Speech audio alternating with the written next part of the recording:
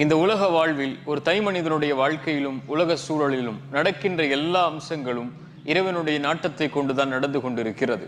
இந்த உலகில் ஒரு மனிதன் உதயமாவதும் மரணமாவதும், நோய் வருவதும் சுகம் வருவதும், செல்வம் வருவதும் ஏழ்மை வருவதும், ஒரு உறவு நம்மை சேர்வதும் ஒரு உறவு நம்மை விட்டு பிரிவதும் என எல்லாம் இறைவனுடைய நாட்டத்தை கொண்டு மட்டுமே நடந்து கொண்டிருக்கிறது. அல்லாஹுடைய தூதர் சொல்லுவார்கள், மனிதர்கள் எல்லோரும் உங்களுக்கு ஒரு நலவை செய்ய நாடினாலும் இறைவன் விதித்ததை தவிர எதையும் செய்துவிட முடியாது. மனிதர்கள் எல்லோரும் உங்களுக்கு ஒரு தீங்கை செய்ய நாடினாலும் இறைவன் விதித்ததை தவிர எதையும் செய்துவிட முடியாது. அல்லாஹ் சொல்கிறான், ஒரு மரத்தில் இருந்து இலை கீழே விழ முடியாது இறைவனுடைய நாட்டம் இல்லாமல், கல்வி இல்லாமல். ஒரு வசனத்தை உங்களுடைய வாழ்க்கையில் எந்த நிகழ்வு நடந்தாலும் மனதில் பதிய வைத்துக் கொள்ளுங்கள்.